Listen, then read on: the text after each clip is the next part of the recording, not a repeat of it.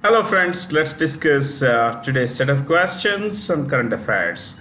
As promised in the last session, that I would discuss gold in this session. What is with gold? What is our fascination with gold? Why gold and not any other metal? Why are we fascinated? Why mankind's been fascinated with gold? Now, this is the question that often has intrigued me. This is something that has um, intrigued a lot of people like me, and I'm sure at some point you would have thought, why not, why not platinum? Why not sodium? Why not something like, manganese? Or why not something like iron? But why gold? Why is it so expensive? Why does mankind place such premium on gold?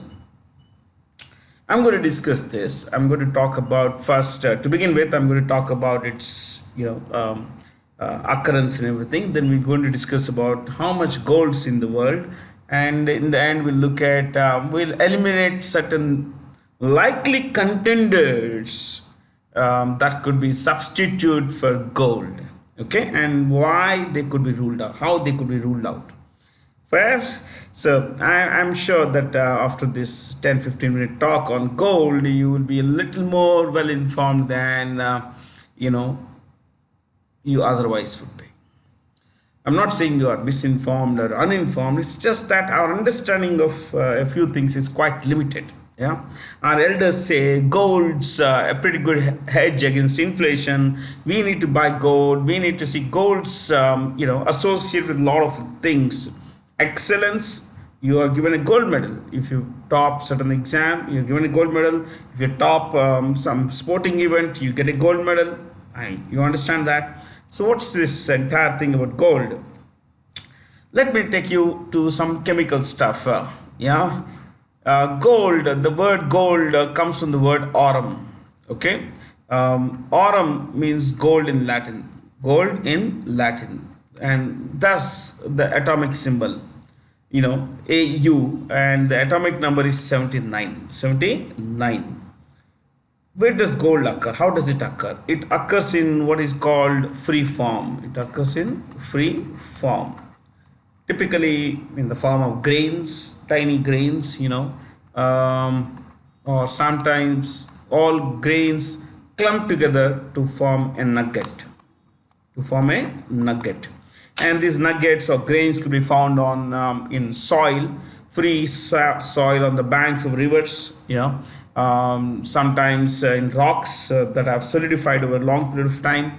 When I say solidified, I'm talking of, see, a rock basically is a clump of soil. It's a is a clump of soil that has bound together through some chemical properties, and which have all these chemical properties bring the soil together and turn that into rock with the physical shape. So in effect, a rock is a clump of chemical properties, I mean clump of soil with, what we say, chemical properties, and together they have a physical form. That's a rock. Okay. So gold occurs in free form, usually in grains and nuggets. And why are we fascinated with gold? And yeah, there's one more thing. Is gold available only on land? What about water? Well, it is believed, and scientists have said that research shows that 15,000 metric tons of gold could be found in oceans. 15,000 metric tons, man. That's a lot of gold. Yeah. I'll tell you how much gold is that. How much gold is there in the world? Now we discussed the scientific, the name and everything. We looked at where does it occur in free form, and how much gold is available in the world. It is believed that 2.44 lakh metric tons. Please, it may sound like big. It's not actually big. Okay. 2.44 lakh metric tons of gold has been discovered. That's a total gold since the dawn of civilization. So this includes, yes, ladies and gentlemen, this includes 57,000 57,000 metric tons of, you know, gold underground. Underground means not black, okay? It is underground. We know there is a reserve of 57,000 metric tons, but it's not yet been sourced. It's not yet been extracted. So 2.44 lakh metric tons of gold includes 57,000 metric tons of gold that lies, unextracted. Fair? So that's the gold. Now, how much is that gold? It is believed to be about 23. See, the whole gold in the world, this much gold, this gold, could be put into a cube of 23 meters. 23 meter cubed. 23 meters on all sides of cube. That would be the amount of total gold found. 23 meters, 1 meter is about, 3.2 feet. So you can say that, a little over 70. Think about that. The whole gold in the world could be put together into a cube of 23 meters. Yeah, that's it. Nothing else. Okay? On all sides, 23 meters. So, it may sound like pretty small, but that's what mankind has fought over. Civilizations have fought, have had a great love for gold. Empires have fought, empires have been built, and they have ruined themselves over gold.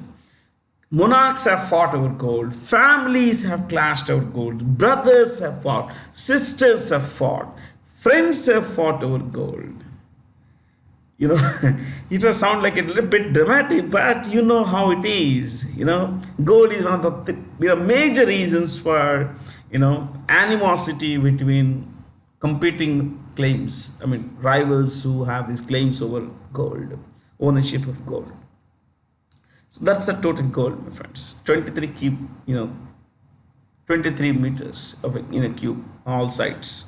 Okay. Now let me take you further on this. Let me clear this. Which countries produce the most gold?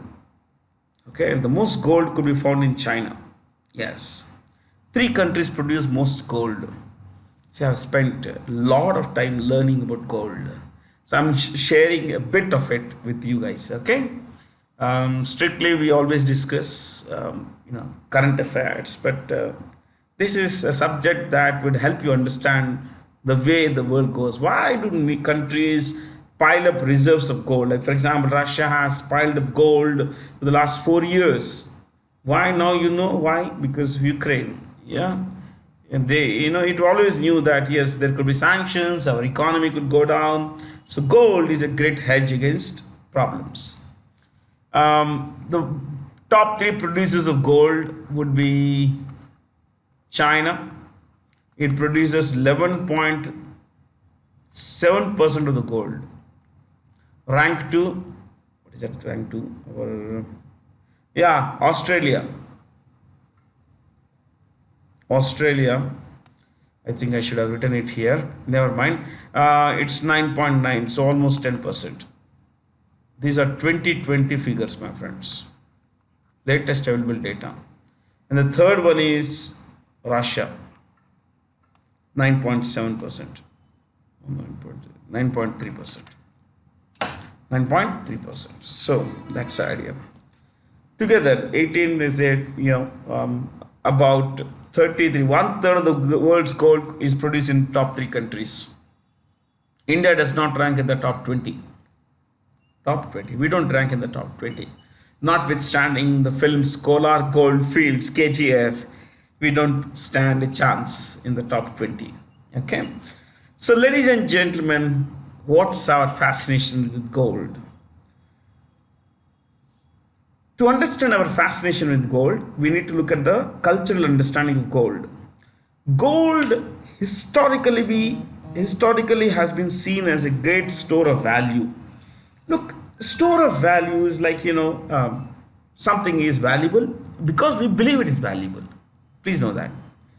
This phone is valuable because we believe it is valuable. That's it, nothing else. Gold has a certain value because we give it the value.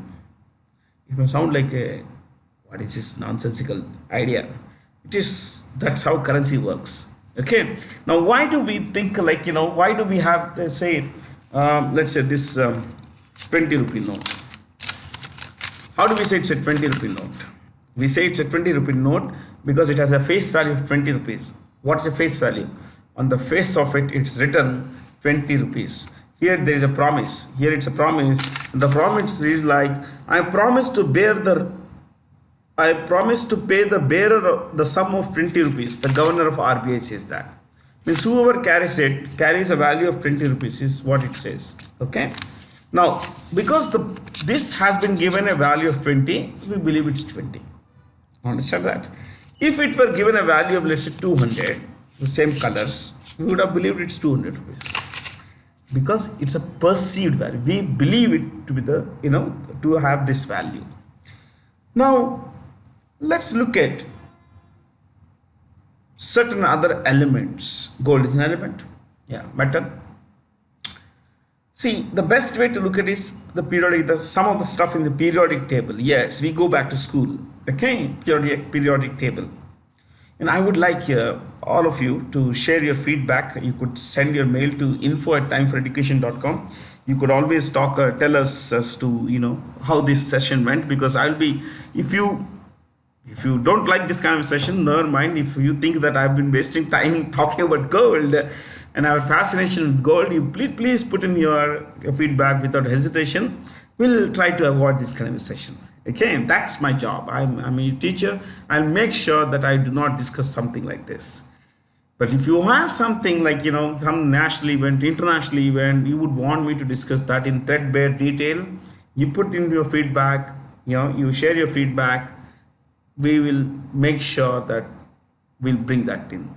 Yeah, we'll bring that in means we'll bring in, that we'll bring that kind of a discussion into our classes, into this kind of a session. Let's look at certain metals. We begin with gases. No, why don't we treat gases like oxygen, nitrogen, carbon dioxide? Why don't we treat carbon and all that stuff, not element and all? I'm talking of, let's say, gases. Why don't we treat them as currency? See, the problem with treating gas as a currency is that you'll have to carry it in small bottles. You'll have to carry gas in small bottles. Okay, I have a big bottle here. I have a big bottle. But you'll have to, let's say, some currency in small gas, small, big, depending on how much you want to, what's the exchange value now. Now, most gases are odorless. They don't have a smell. You can't see also. Now, what you can't see, you can't know. What is it? And some gases have smell, most don't have. What you can't smell, you can't place a value on that. You can't know what. See, I may claim this to be, let's say, X gas, and you say, and it has no smell. I say, no, it has no smell. So will you believe me? Well, it depends, of course, on a lot of factors. But at a general level, when you discuss economy, you can't believe what you don't smell, what you can't smell, what you can't see. Okay, so gases could be ruled out, and you'll have to carry those small bottles, big bottles everywhere you go to buy stuff to, all that. Very cumbersome. So gases could be ruled out. What about radioactive elements? Uranium, rutherfordium, thorium. You have stuff like uranium, thorium. Yeah, you could look at stuff like plutonium and all. These are all radioactive stuff. You can't put them in your pocket, man, and they are pretty rare. They're not there everywhere in the world. Yeah, so one, rare is a good quality, but not a great quality when it can actually be radioactive. You touch this, hold them for a long time, you may get cancer. Not a good idea that currency can give you cancer. Holding it, you put it in a pocket, that could give you cancer, man. No, it's not a good idea. It's not a good idea. So having an element that could give you cancer does not make for a good currency. What about something like sodium, magnesium? Sounds good. But some of you who have had science, I never had science. I never liked science. When in school, at school, I never liked science, and from 11th onwards, I moved to other subjects. Okay, today I love physics very much, not chemistry though. I love physics. Physics is something very, very close to my heart. Though we are discussing chemical stuff and all that. So from your experience in laboratories, when you put a little of sodium or magnesium in water, it makes a pop sound.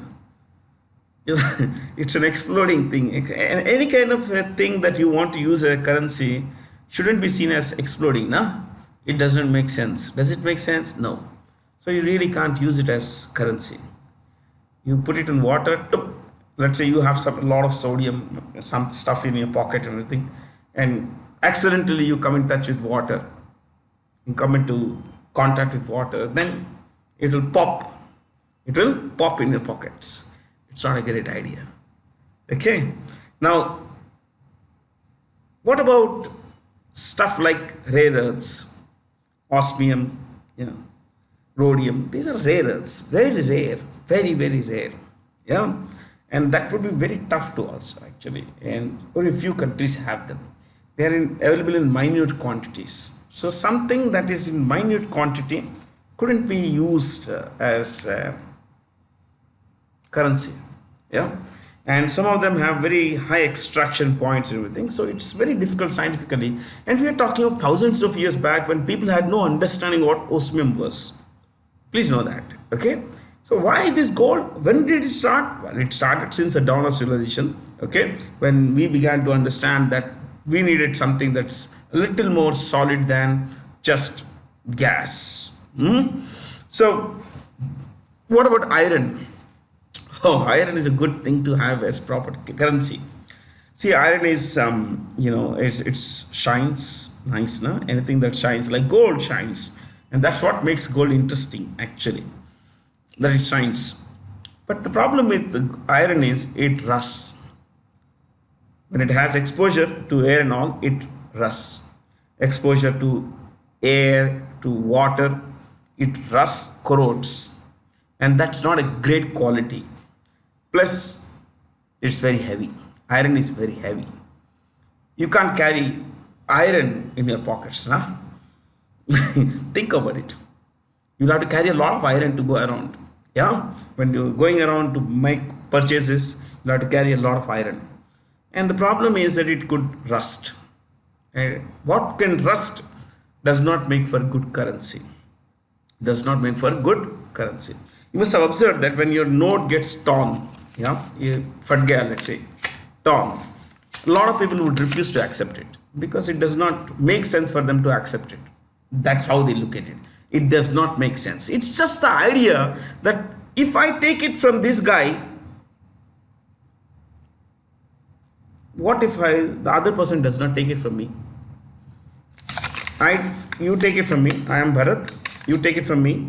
This 20 rupee note. Okay. What if the other guy does not take from you? There's a problem. So you will be stuck with this 20 rupee note. So a lot of people refuse to accept it because money has to move. Money has to move. You have got 20 rupees, you should be able to take it around. You should be able to buy something with it. It can't be like, because you do not have any other note and you're stuck with a torn note, you cannot buy the other thing. Okay? So you should be very careful about this particular. So what rusts, what's heavy, typically negates itself out of the currency line. Okay? Now, I want to look at now something like copper. Copper is interesting, very interesting. Historically, copper and iron have been used as currencies, but they have failed. They have failed. I mean, the currencies have failed. Okay, both the elements, both the metals have failed. Plus, the currency failed. Why copper is a bad idea? Copper, when it gets exposed to air, turns green. Oxidizes, turns green, but not a good idea. If you look at the Statue of Liberty in America, It was actually copper. I'm not kidding. It was meant to be copper. It was, when it was chiseled, it was copper. But its exposure over the last couple of hundred of years to water around has turned that color green. Yes. So you can rule out copper. Okay? Because it's not a great idea that your color, your money changes colors. Imagine these two, from green and orange, these two, whatever color it is, man, these are very difficult to know what colors are these. These two, this is 20, this is 10 times its value, different color. Okay? Think about it now. No, the color doesn't give the value, the promise gives the value. Okay? The thing is this. Think about this. This overnight from green it becomes, or rather this is copper, let's say it becomes green like this. So 200 rupees becomes 10 rupees, 20 rupees is not a good idea. Yeah? So copper could be ruled out. What are we left with? Platinum, gold and silver. Let's look at platinum. They sell platinum these days, platinum dreams, you buy it for your loved ones. Man, they are cashing in on it. They are trying to tell us that, look, you need to buy this. Without buying this, your love for the other person is incomplete. Well, that's how they sell it to us. Let me tell you something here. Platinum is a very good idea. Platinum is rare, which is good for a currency. Good quality for a currency to have.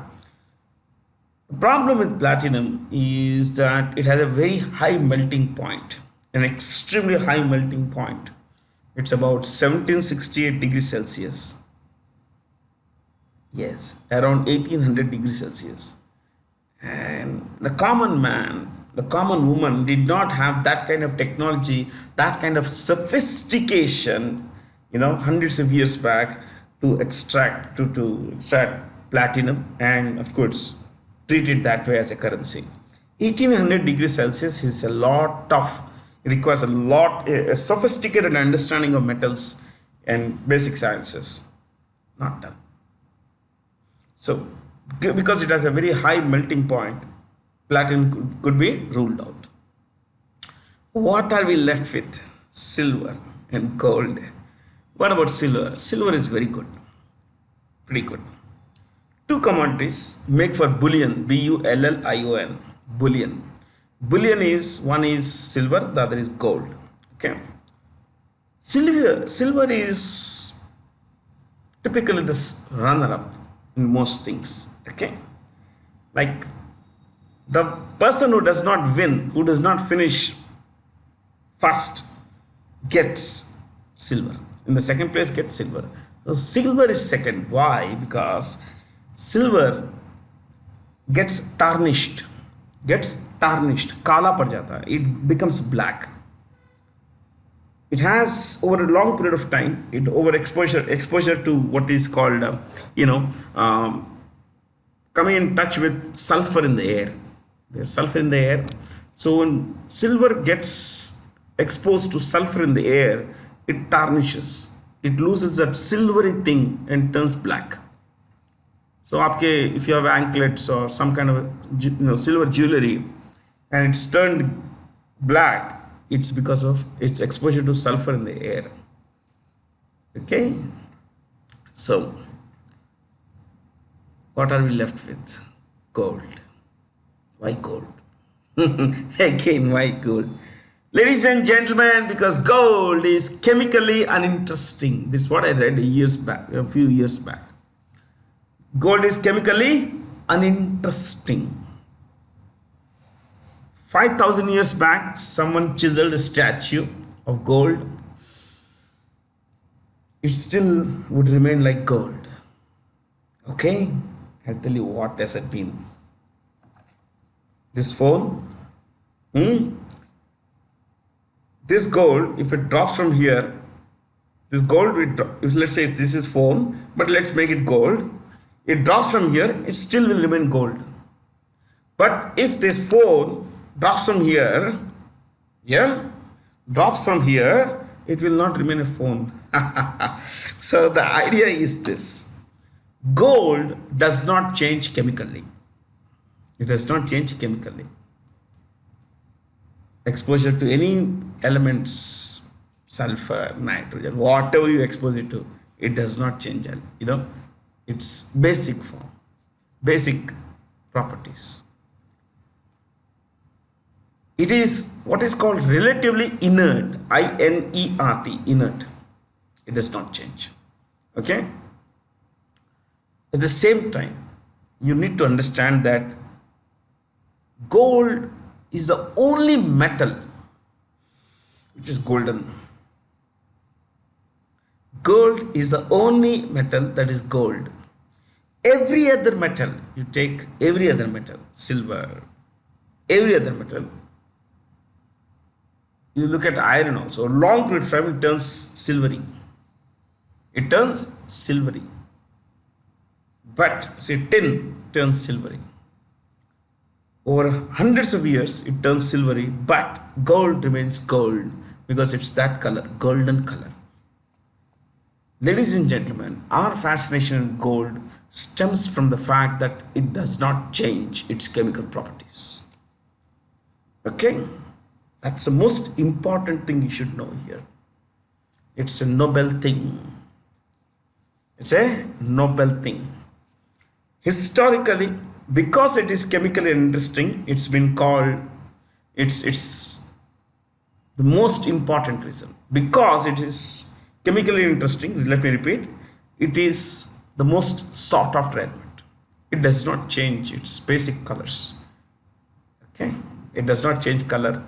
I'm talking of pure gold, I'm talking gold. Okay, it does not change its inherent chemical properties. It would take a lot for it to change chemical properties. It wouldn't normally. So ladies and gentlemen, please know that gold is chemically interesting, and that's what makes it fascinating.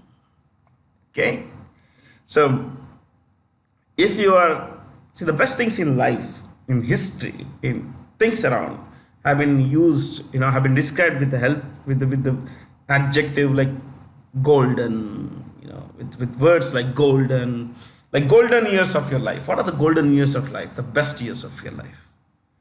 Okay, the golden age of,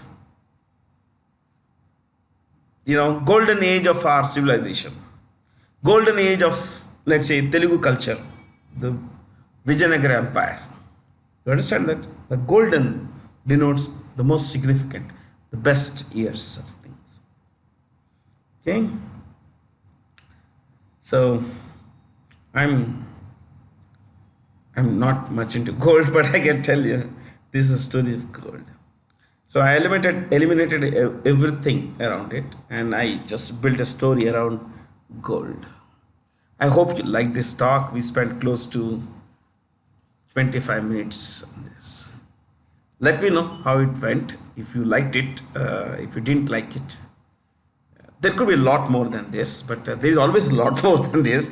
But given the time constraints and other things that we need to discuss, I just brought this in. Yeah, I hope you learned a few good things today.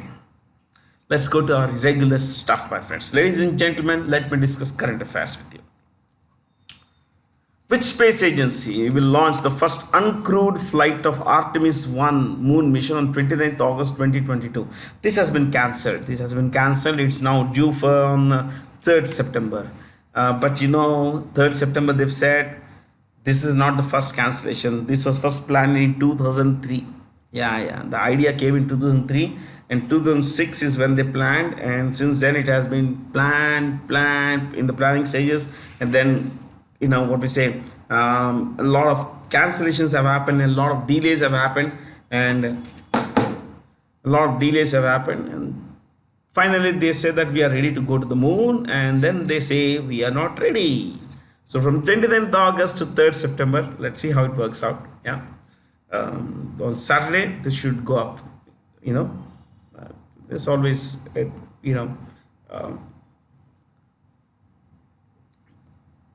there's always a big if. So I'm going to tell you a little about the moon and our missions to the moon, mankind's missions to the moon. The moon is the only natural satellite of the earth, our planet earth. It is about 3,84,000 kilometers away. 3.84 lakh kilometers away. It's not a luminous body, so the moonlight takes 1.3 seconds to reach Earth. This is the distance.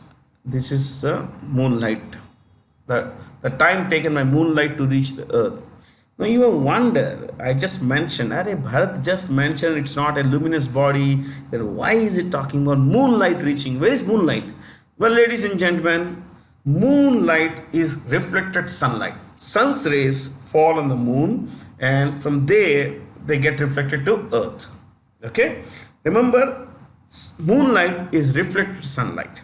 Since sunlight moves at a speed of 3 lakh kilometers per second, the distance between the Earth and the Moon being 3.84 lakh kilometers, it takes about 1.29 seconds. You can make it 1.3 seconds. 1.3 seconds. So next time you see moon, remember it's the reflected sunlight. Moonlight is reflected sunlight.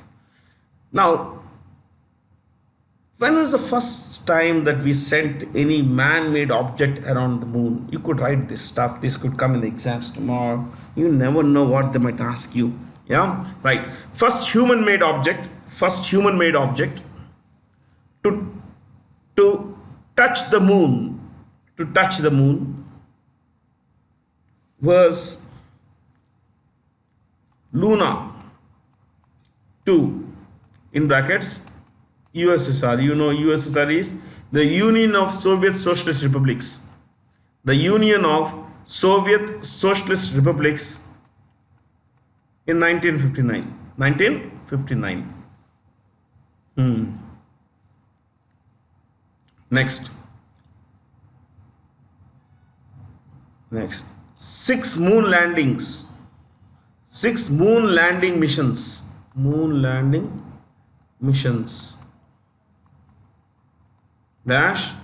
All by US. The US. Between 1969 and 72. 1969 and 72. Okay, I will give you one more point, one last point. First human to walk on the moon. First human to walk on the moon. You know the name. I'm sure you know the name. Neil Armstrong. Neil Armstrong, 1969.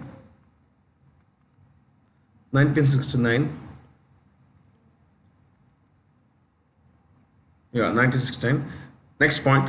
Last human to walk on the moon. Last human. Eugene Cernan. 1972. 1972. Yeah, this is enough. Yeah, lot of stuff. Yeah. So, the National Aeronautics and Space Administration of the United States is going to launch Artemis to go back to moon. Okay. Name the heaviest and longest freight train, 3.5 kilometers long, that recently underwent a test trial by the Indian Railways on Independence Day. Super Vasuki, or you could say Vasuki, depending on your pronunciation. Vasuki, actually. So anyway, what is Vasuki? Why is it called Super Vasuki? Vasuki, if you want to write this, you would write this. Second king of serpents. Second Vasuki, second king of snakes or serpents.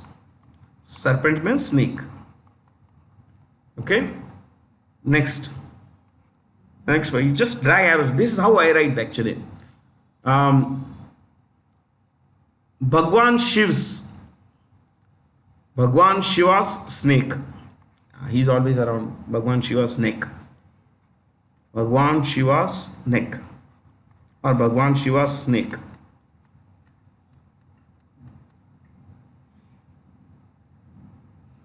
Okay, Bhagwan Shiva's snake.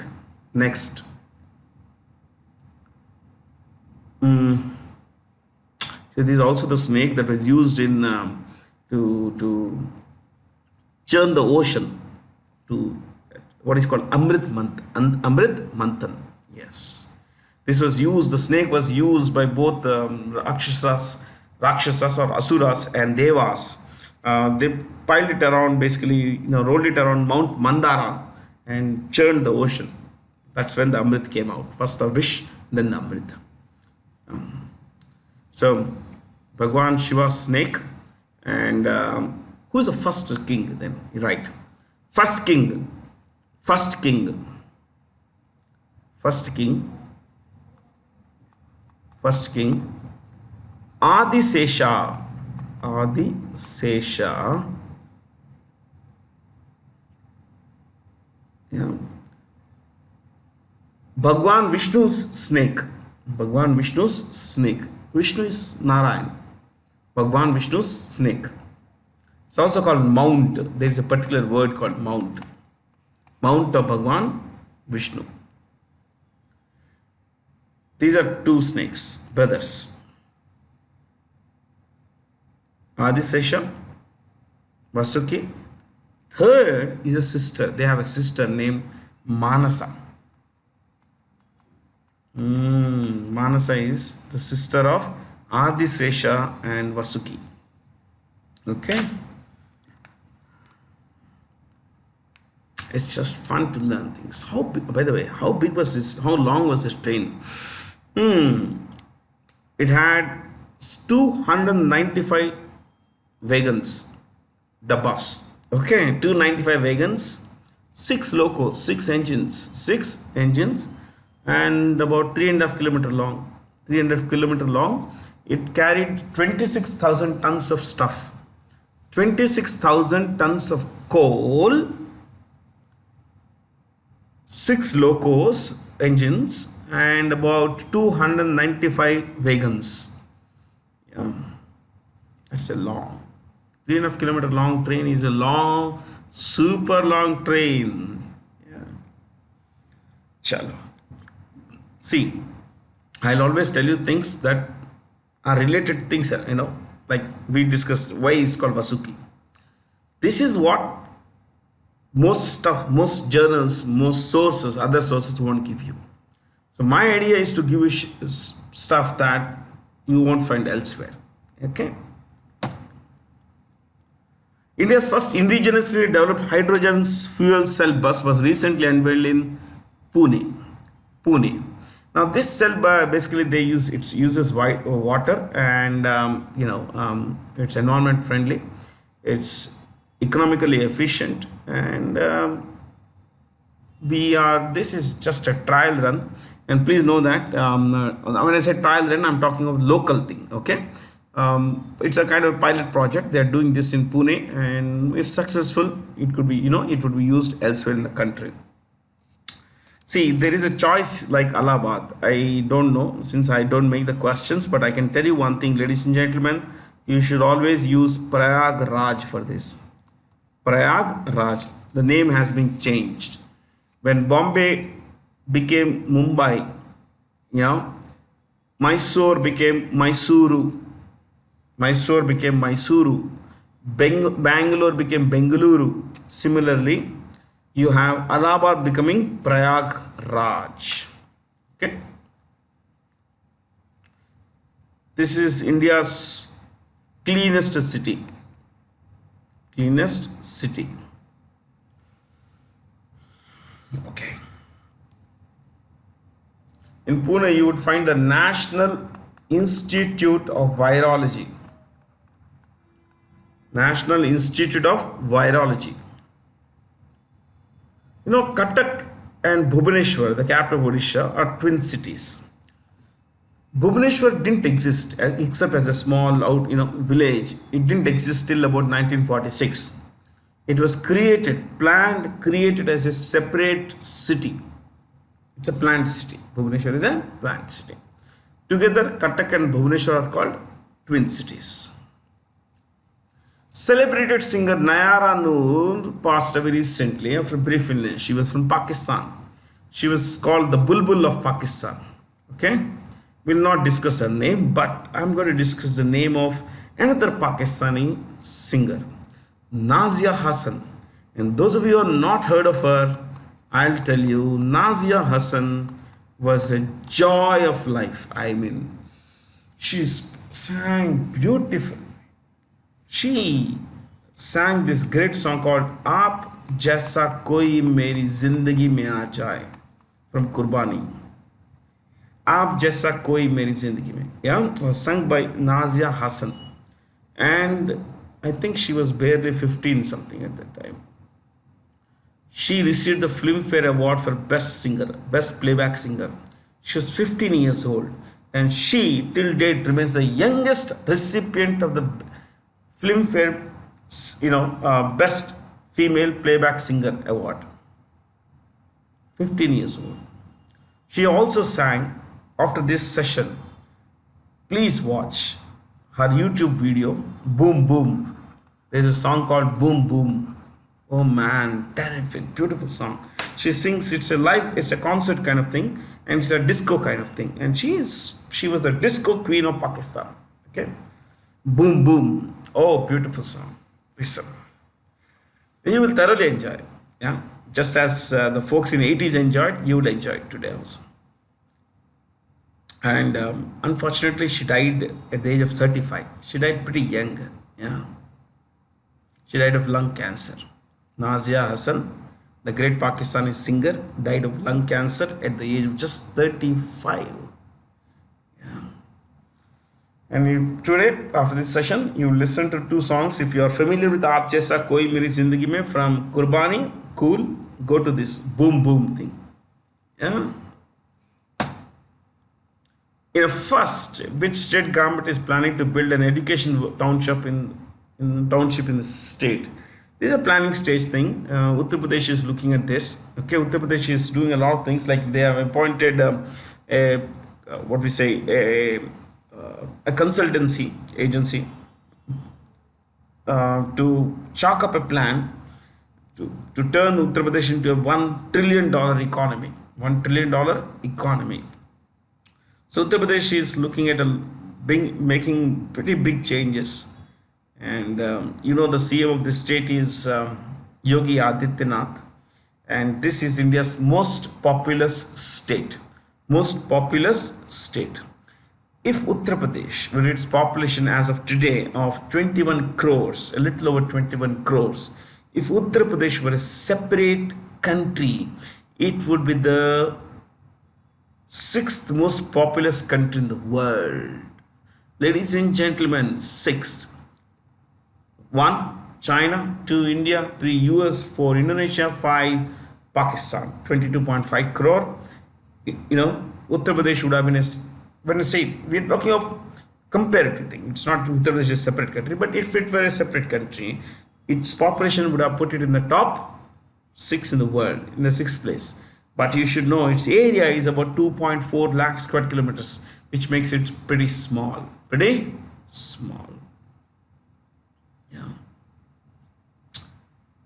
5th, we said, after Uttar Pradesh comes Brazil. Actually, in the 6th place overall is Brazil, but Brazil's area is 85 lakh square kilometers, and Uttar Pradesh's area is 2.4 lakh square kilometers. So hardly any comparison. Yeah. Telangana's Chief Minister is K. Chandrasekhar Rao. This is India's youngest state. India's youngest state, Telangana, KCR, K. Chandrasekhar Rao, India's youngest state. This came as was created on the 2nd of June 2014. Okay.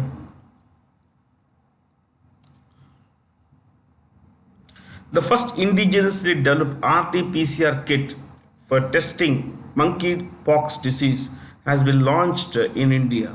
This kit has been developed by TransAsia Biomedicals. I'm not going to discuss a few questions. Okay, monkeypox disease is caused by monkeypox virus. You should know this. Fair? You should know this. But if you want to know what is RT-PCR, you could write this. RT, real time, reverse transcription, real time, reverse transcription,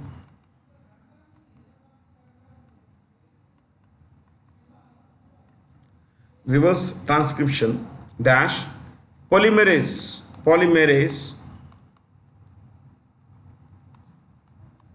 chain reaction.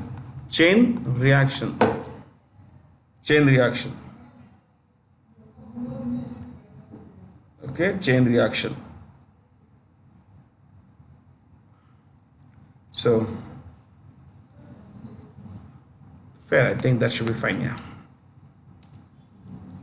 The Indian Air Force, with its 4 Sukhoi 30 MKI fighter jets and 2 C-17 heavy lift aircraft, joined the Pitch Black exercise. Which country's Air Force is hosting this exercise?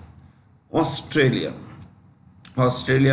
Hey, Australia is pretty large, man. It's a very, very large country. The 6th most populous country in the world. Sorry, 6th biggest by area. How big is this? Well, I'll tell you what.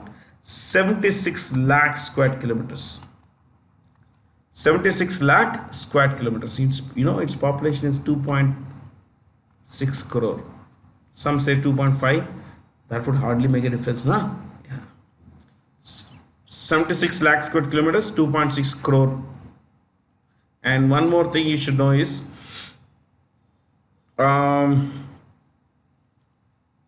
it has a prime minister whose name is Anthony Albanese.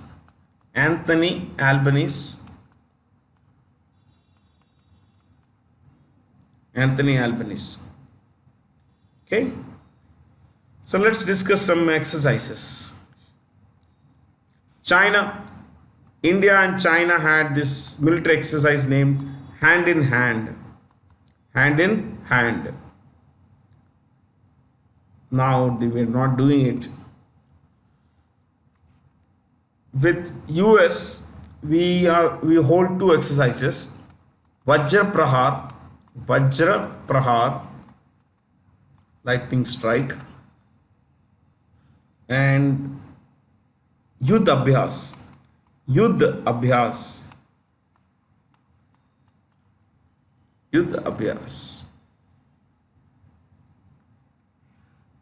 France.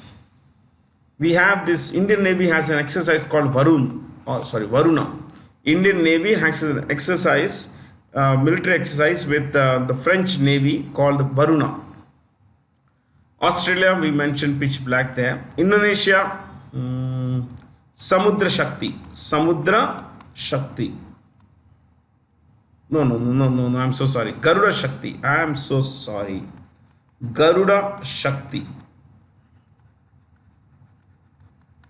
Why Garuda? Because this is Vahana of Bhagwan Vishnu, and at the same time this is also the name of the international airline of Indonesia. Yes, Indonesia and Malaysia plus Brunei were predominantly Hindu and Buddhist nations. Today they are predominantly Muslim nations. Okay, but Indonesia retains its past, glorifies it, makes it acceptable to common people. And ladies and gentlemen, you should know that Indonesia is the world's most populous Muslim country. And overall rank 4. First China, 2 India, 3 US, 4 Indonesia. Now, their 20,000 rupee note, their highest denomination note, carries a picture of Garuda. I'm so sorry. It carries a picture of Garuda. Okay. It also carries a picture of Bhagwan Ganesh. Yes, it's a Muslim country. It carries a picture of Bhagwan Ganesh. This is a 20 rupee note, and this carries a picture of, it says Ellora Caves. That's what is written. It is not exactly Ellora Caves. If we are specific, it's Ellora Caves, within which there is something called the Kailash Nath Mandir. Kailash Mandir. Kailash Mandir. Kailash Mandir is a monolithic structure. Monolithic structure. Monolith. Lith means stone. Mono means single. This entire extraordinarily magnificent temple dedicated to Bhagwan Shiv was carved out of single rock from top to bottom. You just look it up once. Look at its images on the web. You will be flabbergasted. You will wonder how on earth did they do this? How could they have carved it out of a single rock from top to bottom? Amazing. Great skill our ancestors had, our artisans had in the past. Yeah. I've been there. I can tell you, beautiful temple. Okay. One more thing, since I pulled out the 200 rupee note, it has a picture of Sanchi Stupa. Sanchi Stupa is where Bhagwan Gautam Buddha's relics are mentioned. Okay, Sanchi Stupa. He is also said to be this is said to be the place where he gave his first sermon. Dharma Chakra Parivartana is what it is said. This is the Sanchi Stupa, and you would find that this is where you would find some relics of Bhagwan Buddha, Gautam Buddha. See, Bhagwan Buddha, the word Buddha means enlightened, someone who's enlightened. His true name was Gautama. So Gautama, the enlightened one. Gautama, the enlightened one. That's how you should say. Gautama the Buddha. Gautama the Buddha. Yeah. Which country recently announced that it has exited the European Union's enhanced surveillance framework? Greece. Why Greece? See this Greece. You see this as a group of islands. Plenty of islands here. Yeah. Let me tell you about Greece. Greece went bankrupt in 2008 to 2010 period. It went bankrupt. Diwala nikal gaya desh ka. It did not have enough money to pay its creditors. Maybe in the next class I'll tell you this story. This is one story I thoroughly enjoy. Next week I'll tell you this story. Not tomorrow or day after, but next week.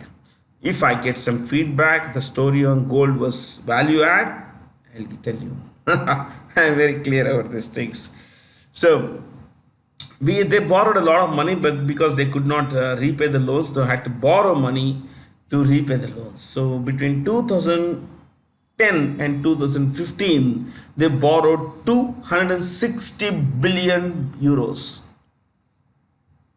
260 billion euros. Okay. Now they are okay. They are okay. But under this scheme, this surveillance, they had to cut pensions. It was a pretty bad state of affairs in Greece.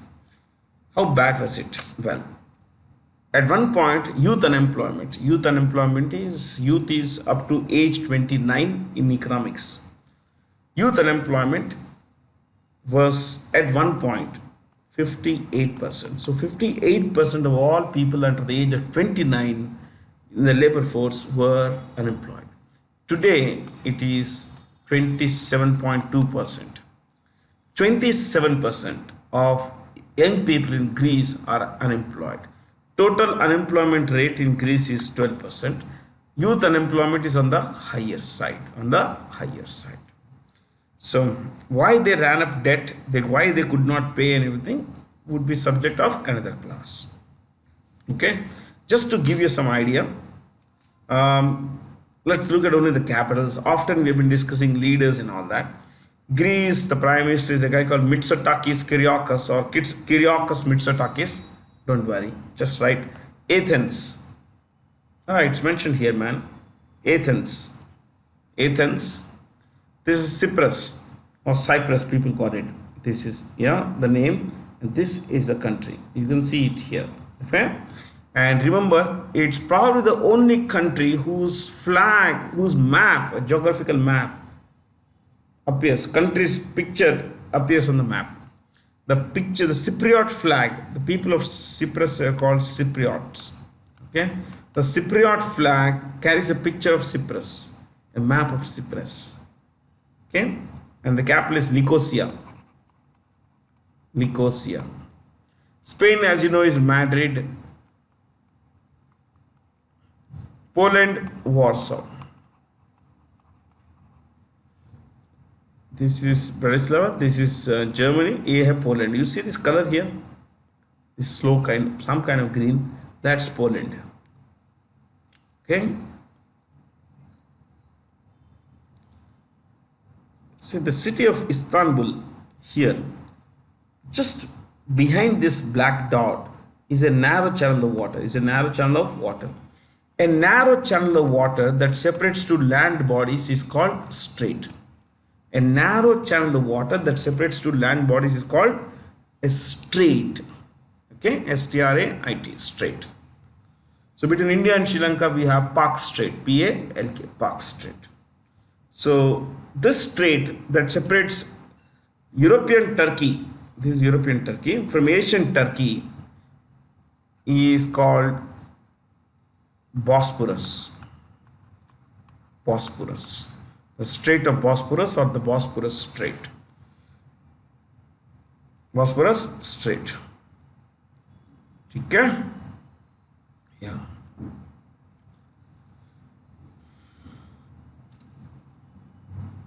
Syed Sirte Razi, who passed away recently, had earlier served as the governor of Assam and Jharkhand. The chief minister, who has recently been more or less told by the EC that he is actually disqualified, Hemant Soren. Hemant Soren. Sikkim chief minister, Prem Singh Tamang. So, simple words, non-caps. Prem Singh Tamang. Now I'll tell you something. Sikkim, if you want to write some extraordinary point about it, you can underline the word Sikkim and write, was an independent Buddhist kingdom, was an independent Buddhist kingdom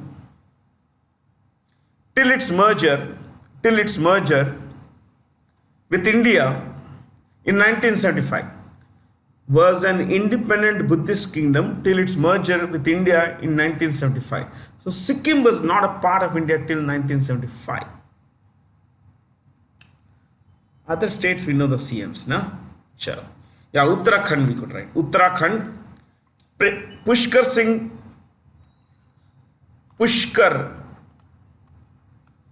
Dhami. Pushkar Singh Dhami. Pushkar Singh Dhami.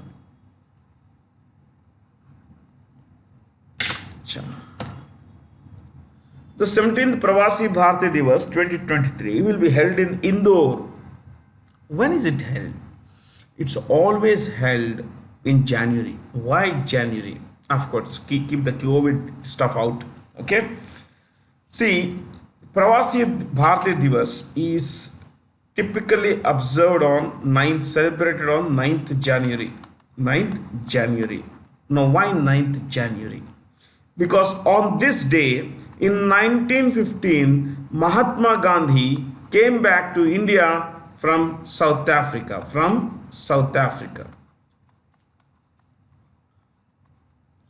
So in 1915, that is on 9th January 1915,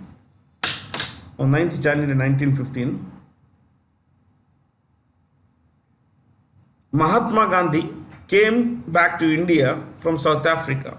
It's sort of a homecoming for Mahatma Gandhi.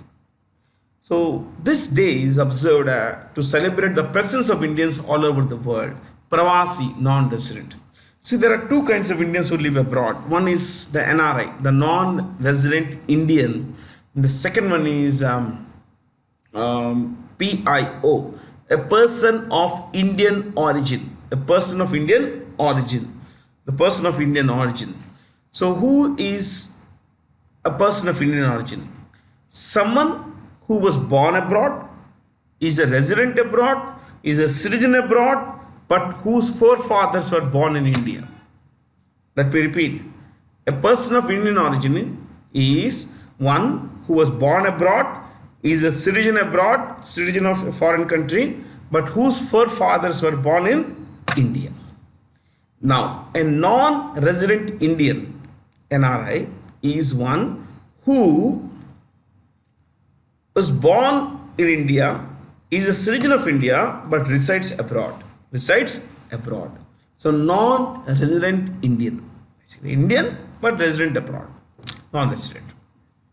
Okay. Lee Hsien Loong recently announced that his country will repeal a colonial era law criminalizing gay sex. Hsien Loong is the Prime Minister of Singapore. Singapore is a tiny country, pretty tiny country, very tiny country. About 758 square kilometers. 758 square kilometers, but this pretty densely populated. Okay, and for ages it has had homosexuality banned. So no homosexuality. Though Singapore is one of the most cosmopolitan cities in the world, it criminalized homosexuality. It was ruled by Britain, and consequently the British law of banning homosexuality was also put into practice here. See, this law is like, it's a colonial era law. This was reflective of the British morality. Anglican Church in Britain was always pretty orthodox. It held against homosexuality. It always looked at it as a crime against God. That's what they said. Yeah, good. Now they are decriminalizing it. It's a nice thing. So Philippines has a new president. His name is Marcos, or you could write Ferdinand Marcos Jr. Senior was his papa, who was also president of that country. Ferdinand Marcos Jr. Chalo. The Thailand Prime Minister has been suspended. Recently he was suspended. You could write Thailand Prime Minister or suspended Prime Minister Prayut Chan-o-cha. Prayut Chan-o-cha. Okay. Who of the following Indian bureaucrats has been appointed on the inaugural Internet Governance Forum Leadership Panel by the UN Secretary General Antonio Guterres? Choice C. Alkesh Sharma. Okay. One important guy here is this fellow. Amitabh Kant. G20 Sherpa. G20 Sherpa. G2023 hosted by India. To be hosted by India, and he is a liaison man for this. G20 Sherpa, group of 20 nations will hold their 2023 summit in India, and for that the Sherpa is Amitabh Kant. He is the MyBap. He sets up relationships, everything between these countries and G20 countries and India. What is to be discussed and all that stuff. In a first, which of the following incidents or attacks has the Union Health Ministry drawn up a proposal to set up 2 tertiary level centers to treat the affected people? See, to treat victims of or people exposed to chemical, biological, nuclear and radiological. Radiological is fine, yeah, it's the same thing more or less. They're also called NBC, nuclear, biological, chemical attacks. So if people are exposed to this, they could die without medical treatment. Okay, if medical treatment is not immediately available, people could be scarred for life. There could be serious diseases and all. So the government of India has set up 2 centers. They're promoting 2 centers. One, All India Institute of Medical Sciences. All India Institute of Medical Sciences, which is, I'm talking about the Jhajjar campus, Haryana. Jhajjar, Haryana. And the second one is Stanley Medical College. I repeat, Stanley Medical College, Chennai.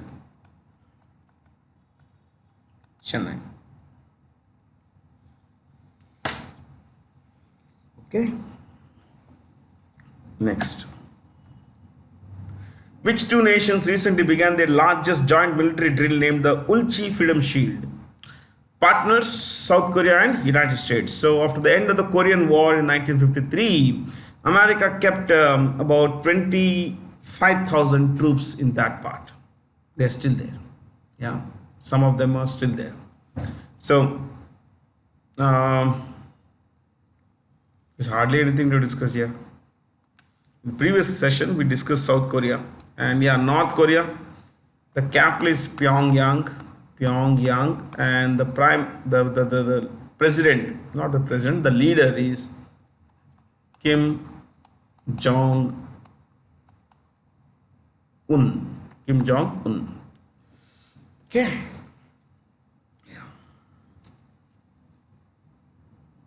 With which country did India recently sign a memorandum of understanding for the smooth movement of seafarers between the two countries? Iran.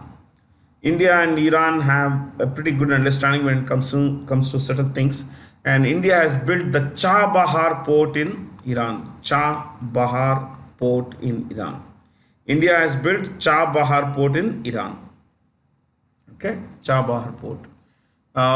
The president of Iran is a guy named Ibrahim Raisi. Ibrahim Raisi. Cuba, in this case, I'll give you more information. Cuba, the capital is Havana. The president is Miguel Canel Diaz. It's not, Diaz, it is Diaz or Diaz. Canel Diaz.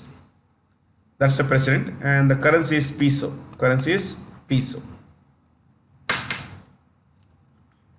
Iraq. The prime minister of Iraq is a guy called Mustafa Al-Kadhimi.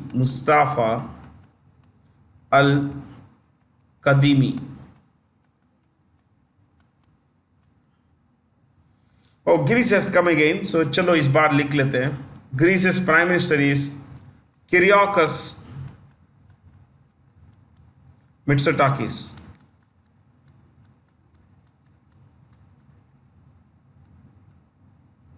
Kyriakos Mitsotakis is the prime minister of Greece.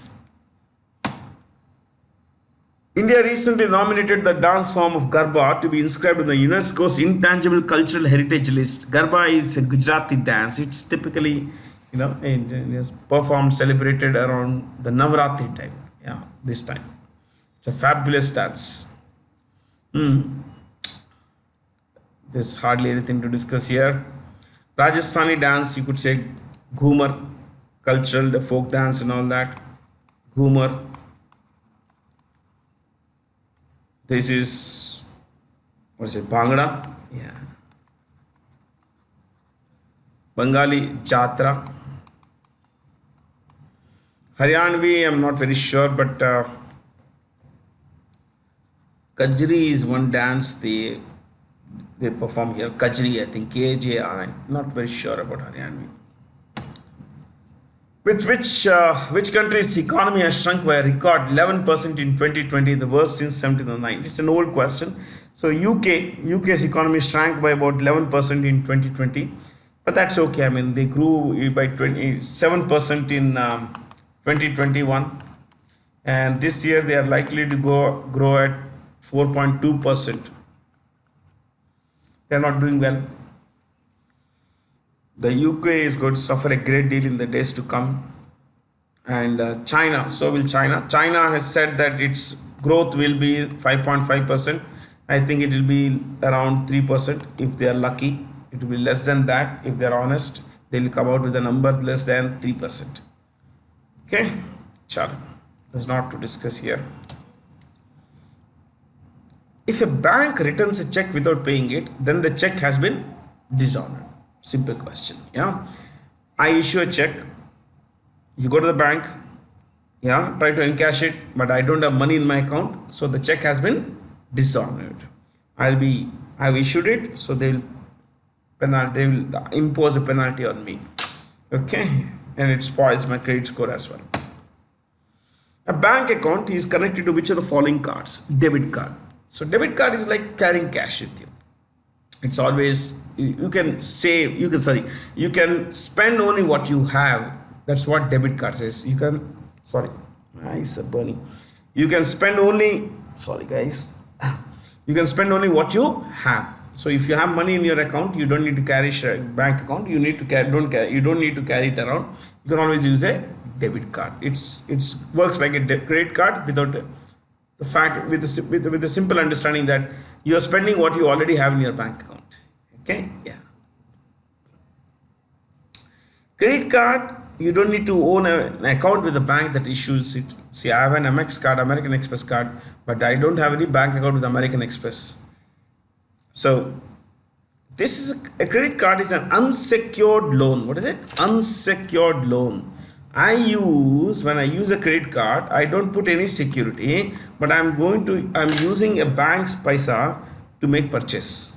So, and without security. So it's an unsecured loan. It's an unsecured loan. That's all from me, Bharat C. Jain. Have a lot of fun. I hope you learned a few good things about gold and our fascination with it. Thank you for being here, and please do let me know how it went. You could email at info@timeforeducation.com with reference to this class. Thank you for being here. Have a lot of fun. Stay curious.